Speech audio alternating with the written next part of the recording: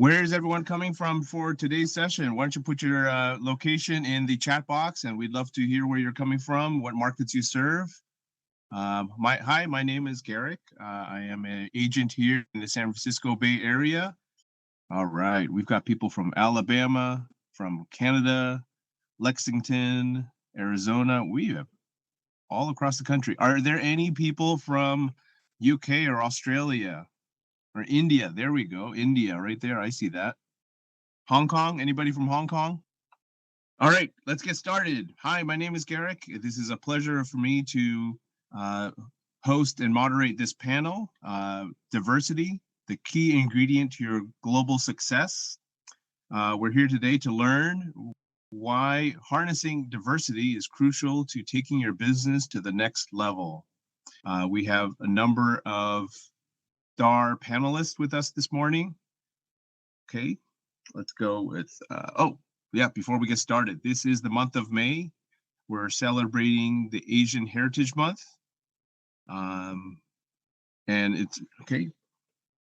And our network, EXP Asian Network, is part of the One EXP initiative.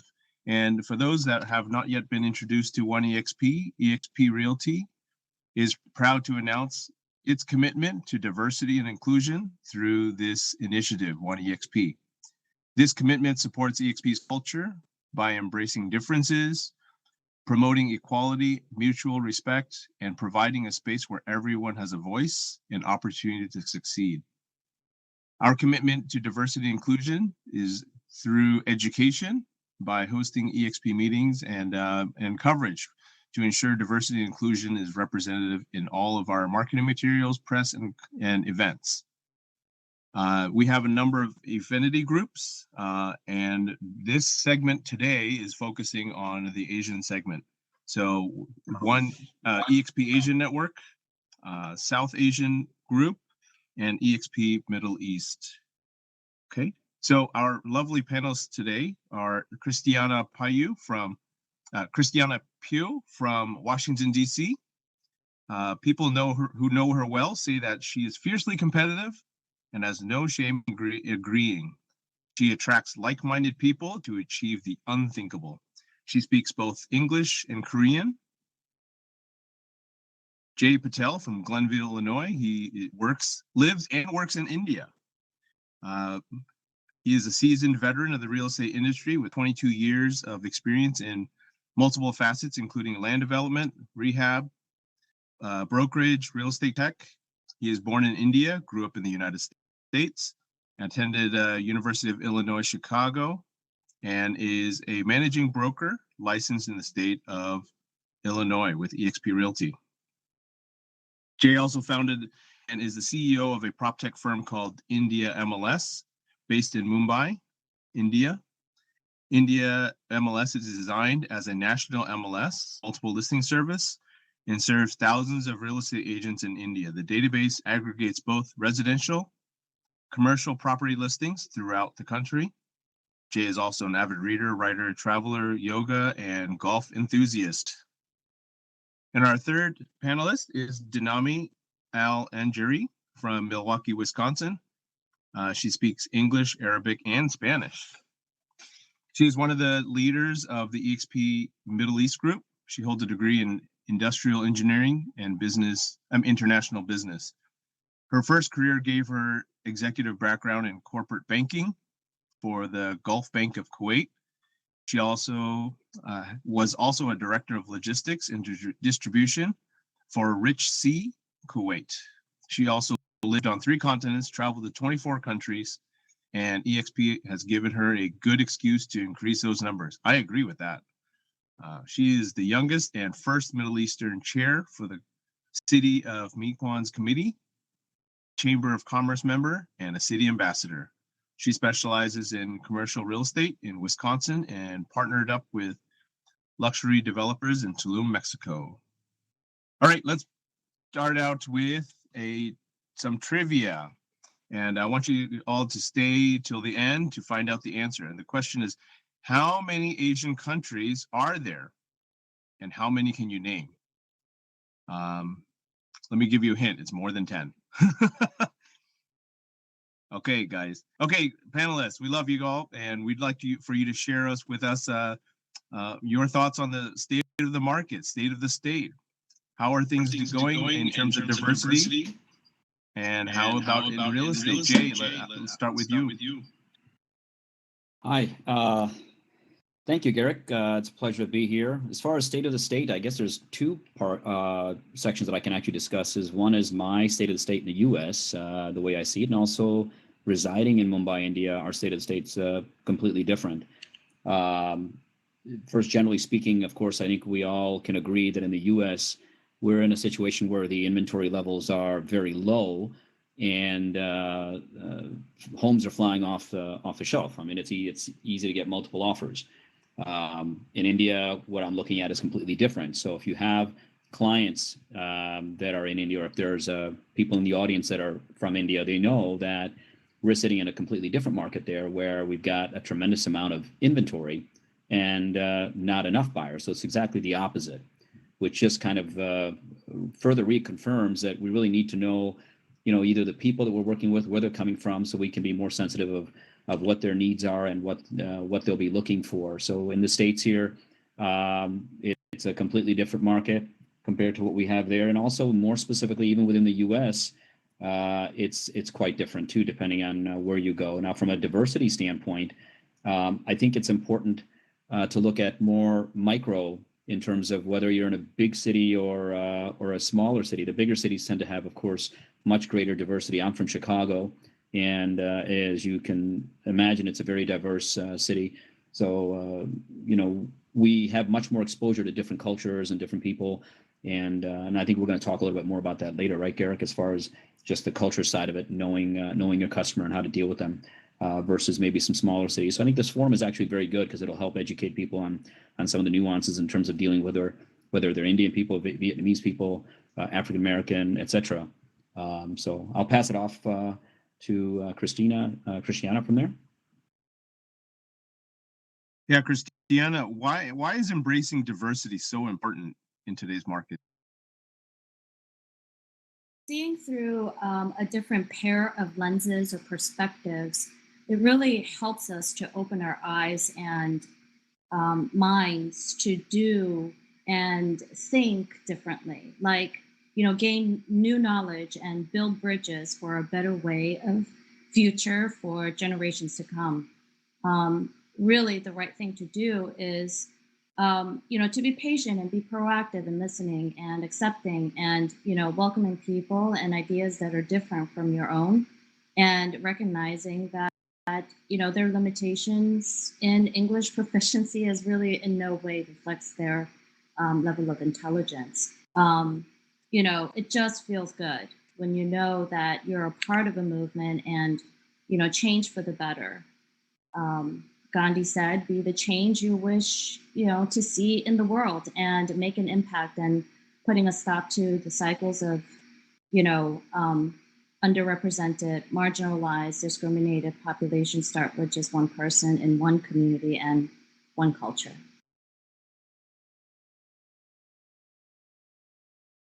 Danami, the next question is for you. How does serving the underrepresented, marginalized, or discriminated populations help with your business? Well, as we can see how changes around the world are coming about, we can see that uniting serves, the whole purpose of civilization as a whole, better than a division. You can only, build towers with a combination of the best people with the best talents. So basically, to answer directly that question, don't know that by reaching out to people of different communities, diverse, religious, age groups, you actually build your sphere. You build a bigger, growth to the possibilities of the people that know you and will remember you once you're doing business. It builds a big change. You start to build trust within communities. You start learning about them, and when you start learning about you, I mean, you advertise a local, ethnicity restaurant in the area, and you talk to the owners, and they're going to know that you care about them, that you want to make them known, and that this is an inclusive society. So, as a ethical, moral thing, we should definitely be united, as a globe. But for your business right now, if you are not looking outside of your neighborhood, outside of your sphere, outside of your ethnicity, outside of even, your 2 mile radius, you're going to be lost in this business and anything else in the future, to be honest. Yeah, I agree. Being open to connecting with other people definitely can open new opportunities as well. Jay, show me the money. Tell me about global expansion. What does it have to do with growing my business? It's a great question. Show you the money. I wish I could show you the money, but I'll tell you what has worked for me, guys. First of all, you do have to keep yourself open to all types of clients, right? And business can come from anywhere. If you, let's assume for a moment that you have, my nationality is Indian. If you have an Indian client and you don't know much about them, make sure that they understand that. But before that, if you can, try to do your own background, your own homework to find out more about the Indian culture. Some things that are different, even when you're looking or showing homes, there are some things that are important for Indian culture, such as maybe the way it's facing. They call it vastu, and it basically means, like you've heard the word feng shui before. So it's basically what is harmonious in a home and what they feel would be ideal type of property. Which way should it be facing? The north, the northeast, or versus, they don't want something necessarily facing the south. These are customs. These are cultural trends. And these are things that if you know them, it's easier and they'll be impressed. Your clients will be impressed that, hey, you've taken the time to know some of these things. Another thing I'll point out is that being Indian, it's actually worked to my advantage because within the Indian community, but that doesn't mean that I focus solely on them. Almost 50% of my business came from Indian clients when I was actively practicing real estate here in the US. Today, as you know, and you mentioned earlier that I'm actually based in Mumbai, India. And I'm there because we're doing something else on the real estate side, which is building a prop tech firm, introducing the MLS. And for me, show me the money refers more to, from a tech perspective, is building a platform that's going to make brokers much more efficient and more successful at being able to do their jobs. We're extremely spoiled, folks. What we have in the US, they don't have in 95% of the countries around the world. They don't have an MLS system. Most countries don't have an association. There's very few countries that have proper, title insurance, or nobody has an MLS for that matter. No exclusive listings. That's something you'll find out when you have clients coming from abroad. The concept of an exclusive listing is foreign to them. They typically have open listings, or where they have many, many agents that they hire. And the idea is, look, I'll hire 10 people. Whoever sells it first, great. The more the merrier, as far as they want the larger sales force. Whereas here in the States, we have exclusive listings. We give our listing to one person because we have an MLS system, we have technology, we have structure. Those things don't exist. So it's important to know what's out there outside of our domestic, our national boundaries, is that we just don't have these luxuries that we have here in the US. And so for me, I would tell you two things. One, as an agent in America, number one, understand your market. Don't be shy about asking questions. People actually love that. I mean, if somebody came to me and was curious about my culture and asked me, hey, why do you do this, or how does it happen? Depends on the tone and how you ask. If you ask it in a, I'm sure you guys can understand, if you ask it in a way where it comes off negative, of course, that may rub somebody the wrong way. But if you ask it in a truly inquisitive nature where you want to learn about it, people are happy to share. And that also help you build like a bond with that client, and that really goes a long way. Another thing I'll tell you is when you do get a client in a specific nationality or a particular background, you'd be amazed as to how many other clients you can get from that same group. So for example, within the Indian culture, if you happen to service one Indian client very well, there's a good chance he's going to refer you to many other people within his circle. So I definitely encourage you to look at it from that perspective as well. I could talk about this forever, Garrick, but I'm going to turn it over back to you. That's great news. I completely concur with you. Half of my clients have been Indian descent as well. So in order to understand their culture, I actually went on a trade mission to India, visited 3 cities, learned about their food and culture, and understand more about their daily life And that was kind of important to my business and connecting to my clients as well. Denami, I see that you're also doing a lot of international client transactions. Can you tell me about how you work with your clients? Hear me right? Just checking. Yeah, I hear you. You're good. Okay, great. Awesome. Well, when I started in real estate in general, I have lived, as you said, in a few different continents. So I immediately had to let, all of my friends and family back in the different countries know that this was a good market, especially once the prices started rising in the past 2 years. That was exciting. I was with a different brokerage at the time. But once I came onto EXP and noticed, wow, we can referrals with new countries. My friends have friends in different countries. I've been working in Tulum. Now I have people, from Dubai. Okay, Denami, you got a voice over there? All right, we'll come back. We'll come back with Denami in a minute.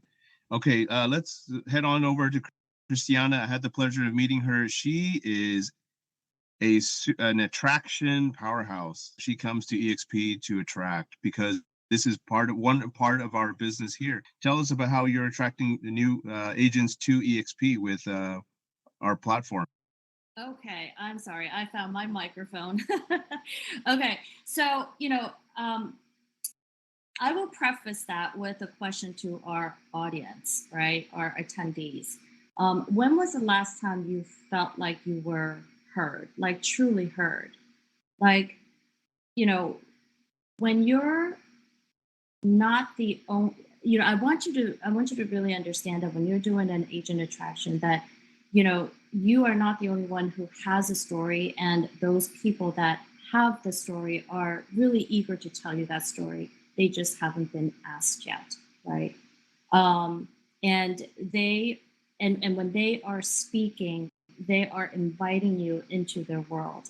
And it's important for you to ask the question and to be able to um, say, well, I am really interested in what you have to say. I am interested in what your story is, because really, for us as a person who is attracting the other person into our company, we really need to get to know how their business is going and making sure that we are hitting on all of their pain points. So when you're asking questions, it should be a question that they are profoundly interested in talking about. And that could be their business, it could be their family, it could be their brokerage.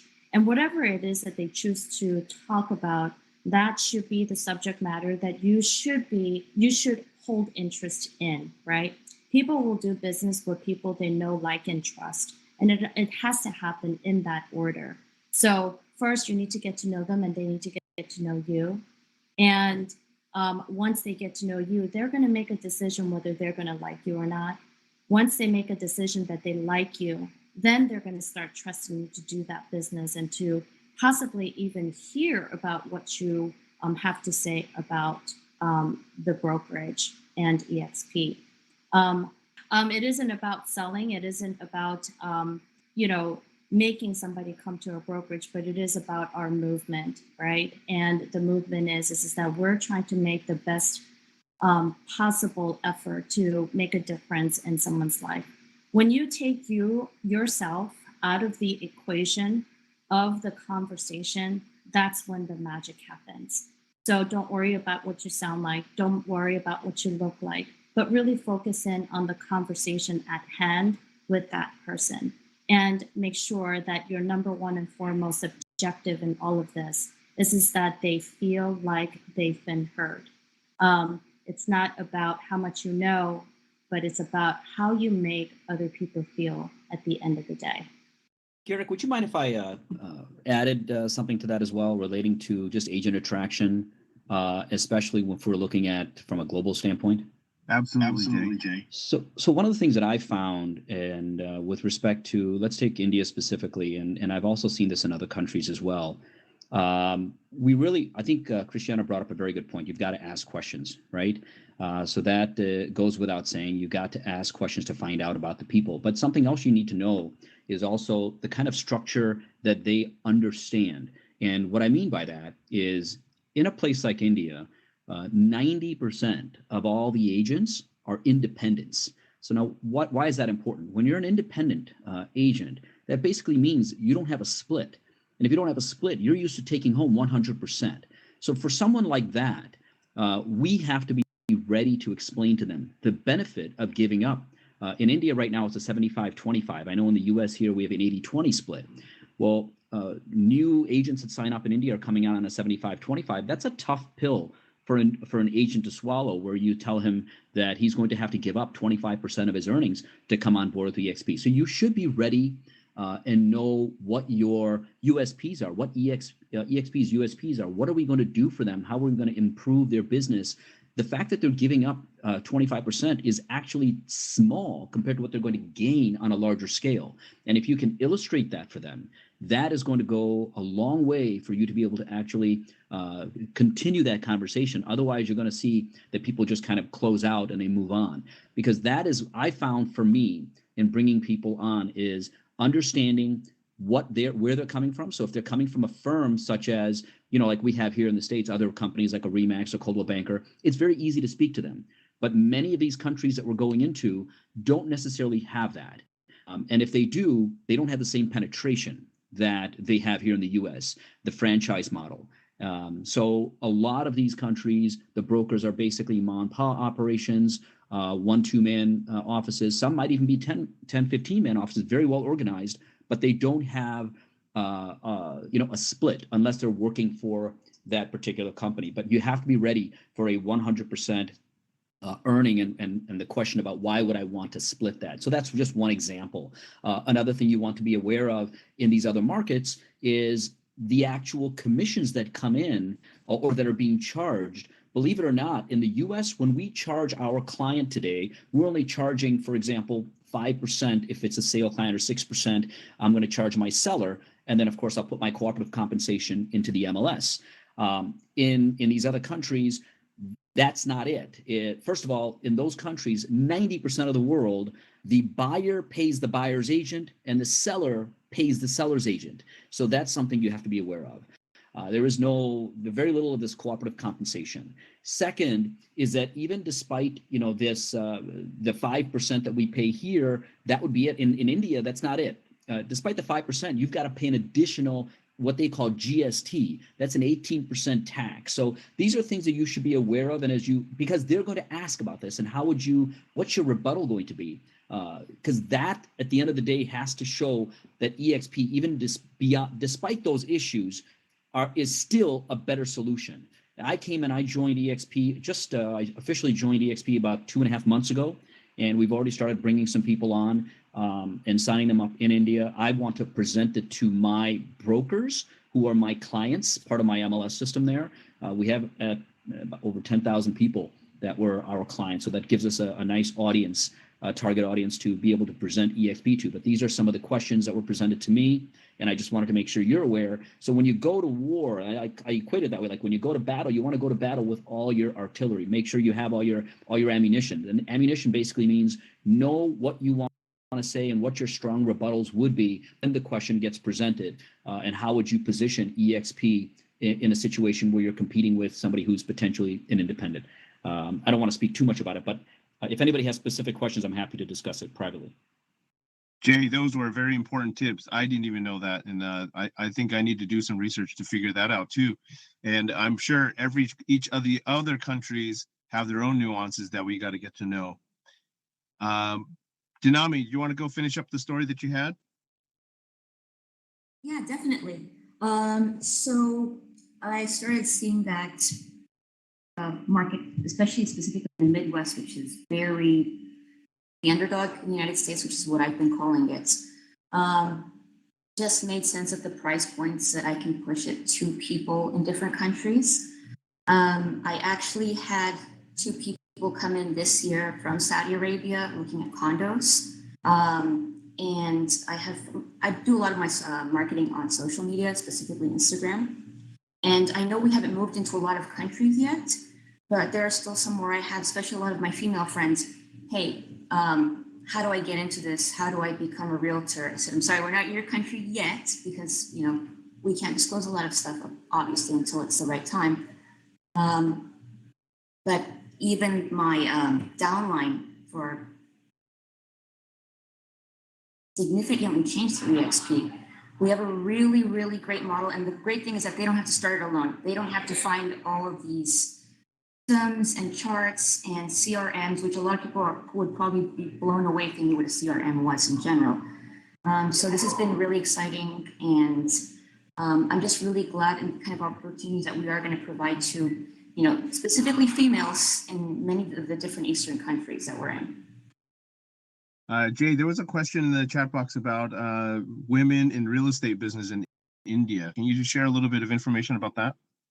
Yeah, I did see that. Thank you, Garrick. I think Kim had asked that question. Kim, that's a great point, great question to ask, because unlike the U.S. market, where I'd say more than 50, probably 60% of agents are female, in India, it's not even the opposite. It's completely the other way around, meaning that 90% of, more than 95% of all agents are men.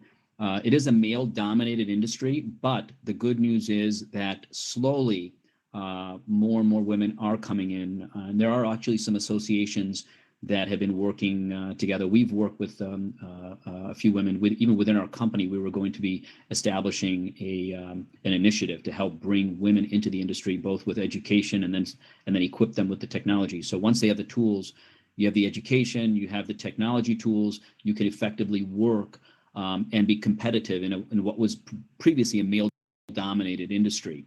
And besides that, I just think women, Garrick, make better agents than men in general. They've got a great eye for interiors, and even in India, believe it or not, if you look at the stories that come out, and I forgive me, I keep talking more about India because that's where I'm based right now. But what I've been seeing is that the majority of the home buying decisions are actually made by women, the wives versus the husbands. And it's great because that was not always the case. If you went back maybe, 20, 30 years ago, that was not the case. Most of these kind of decisions were all made by men.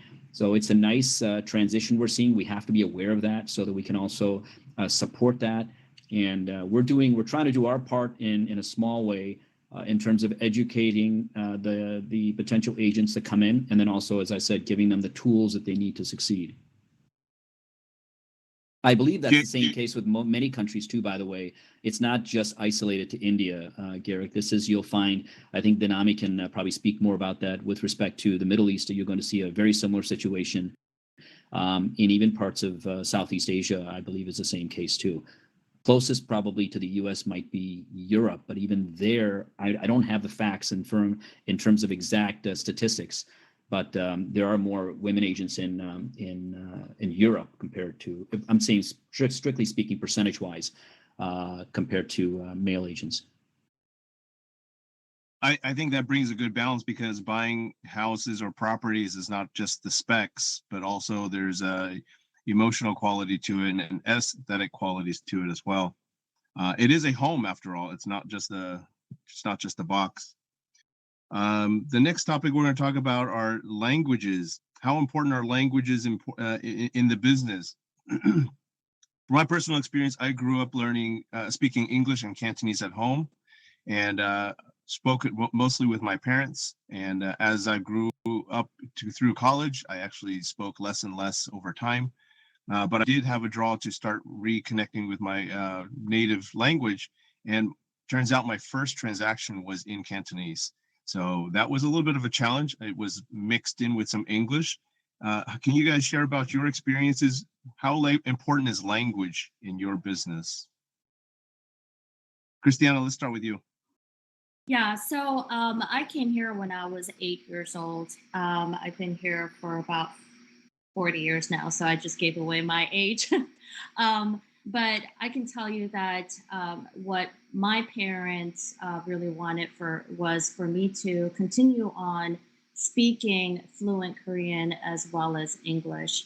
And what I found as I lived lived all those years and coming here when, like maybe second, third grade, is that, we are taught, it's not like our innate ability to be able to say, well, this one person is very odd compared to the other person.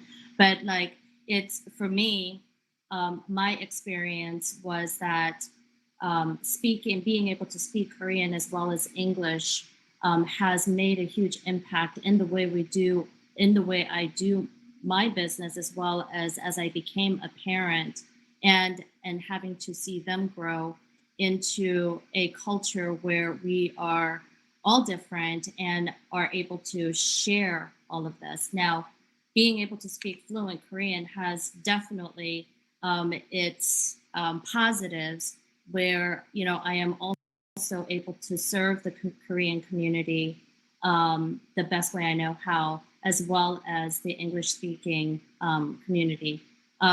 Opposite to what Garrick has experienced, my experience was is that most of my clients that I served were English speaking, clients,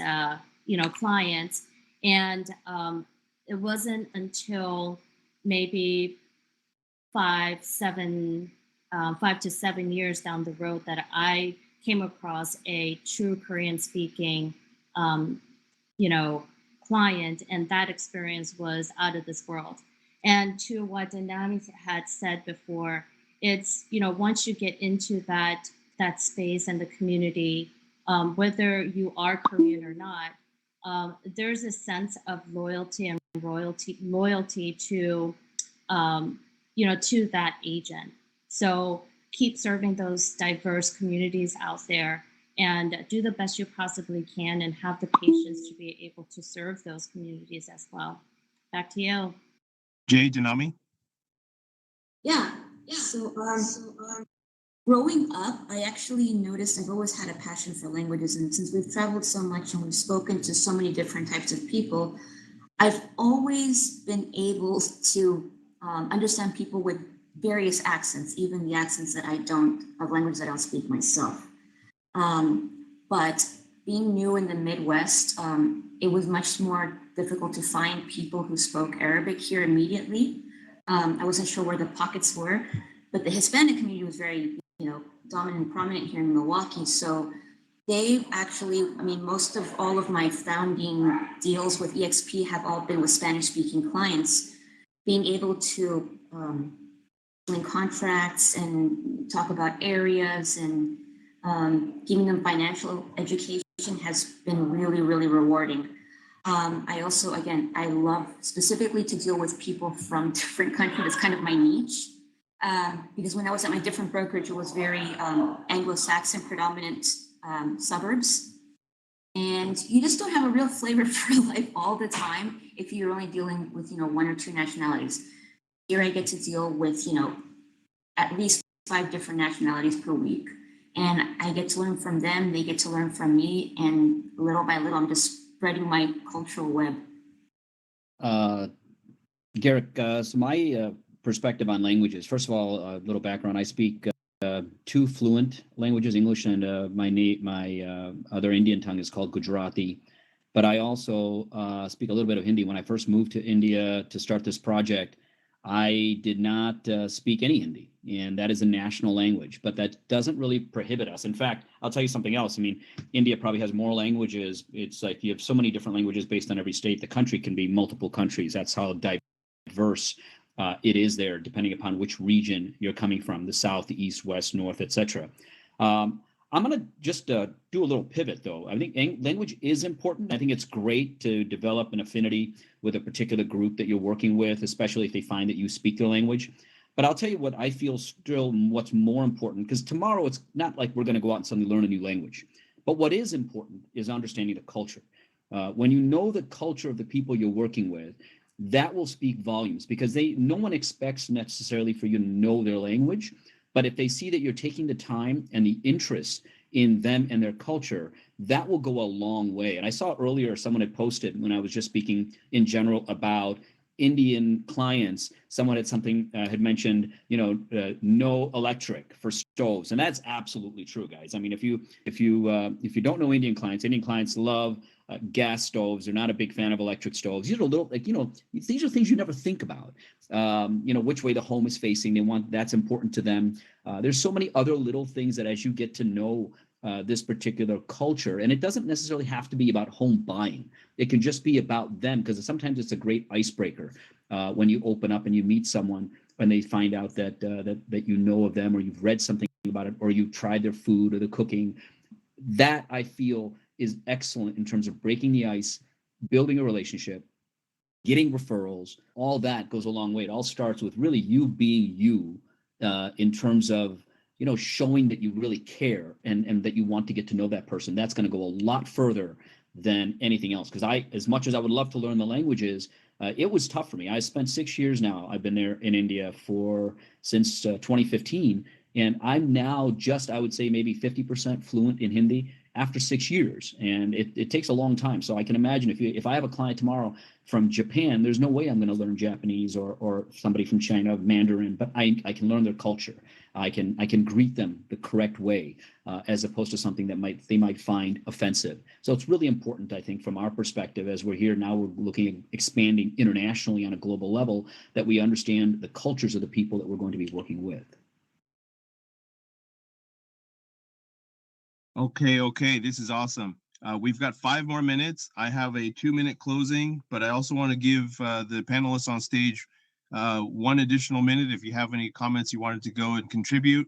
We're about to wrap up soon, so any final words before I go into the closing? I will say that look at everybody with respect. Everybody could be a potential friend and a client. It's best to learn about each other, because again, if we're not constantly learning, we're setting ourselves back within our business, within our progression as a civilization. So I think that right now the model that EXP has provided us apart from the rest of the world, even other companies. So I think it's a great chance for us to reflect on how we've been dealing with people from different cultures, from different backgrounds, from different genders, in different areas of the world. And we're going to deal from somebody from here to Morocco. Let's find out how to do it and be the example of how to lead in this business. Yes, and I want to also segue and maybe write the coattail of Jay, what Jay was saying is that, if you want to impress anyone, learn their culture. It's another form of giving respect to that person, and just letting them know that you have taken the time and have taken the effort to not only get to know them as a person, but everyone else that is behind and side and all around them. I will ditto what both ladies have said, Christiana and Dinami. You guys are spot on. I will also say in closing, guys, for the agents that are here from the U.S., guys, we're extremely blessed. We don't sometimes realize what we have here in terms of structure, tech, systems, education. There's a registration and regulation and all these other things that we take it for granted. We are extremely lucky for what we have, because the other countries, they don't have that. So always be sensitive when you do have new clients coming in from other markets, or if you yourself are looking to expand your business from an agent attraction standpoint, keep in mind that what we have known is not the norm outside. So you'll have to take some time to really educate yourself on what is the norm, whether it's, you're looking at France or Portugal, or you're looking at South Africa or India or any one of the other countries, even South America. Now we've got Brazil. It's just completely different in all these different countries. So keep an open mind. I absolutely get to know the culture. Ask questions without asking questions. Don't assume you know it, because asking questions actually helps build relationships. So with that, I'll say good luck to all of you. Hopefully we'll continue to grow this company even bigger than it is now. At Home with Diversity. It's an NAR class. Oh my goodness, my microphone quality is not that great. Okay, I'm back. Okay, At Home with Diversity. That is a good start to learn how to work with people within your own community here domestically. If you're also starting to see working with international clients, taking the class Certified International Property Specialist as a designation is also another good start.